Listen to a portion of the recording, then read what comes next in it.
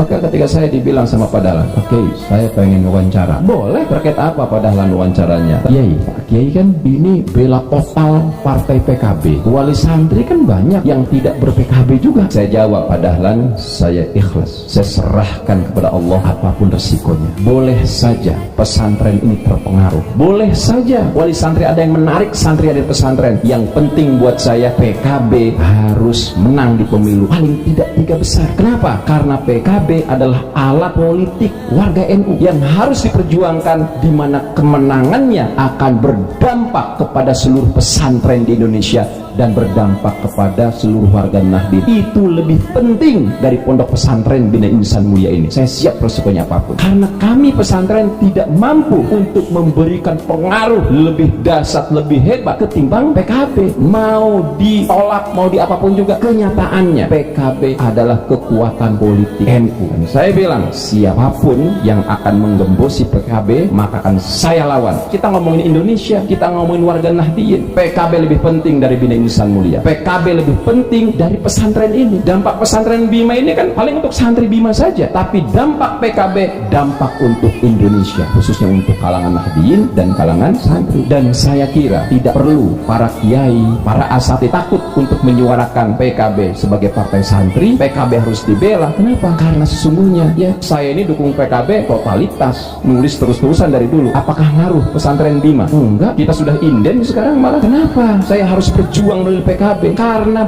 NU ini mayoritasnya konon 90 juta, tetapi kita belum bisa memenangkan pemilu. Partai kita kecil, partai santri ini baru 11%. Coba kalau NU itu 20% suaranya di parlemen, kita menjadi partai yang kuat. Menteri kita banyak, menteri santri, dampaknya akan luar biasa ya, buat dunia pesantren, buat santri, buat komunitas Nahdien. Jadi saya nggak takut ya, saya akan tetap lawan siapapun yang pengen mengembosi PKB, karena saya sadar yang memperjuangkan pesantren selama ini partai yang totalitas memperjuangkan pesantren, yaitu PKB. Inisiatornya PKB, yang lain ikut-ikutan saja ya, bahkan ada juga yang sering menolak. Dan kenapa saya perjuangkan? Karena mayoritas dewannya juga santri.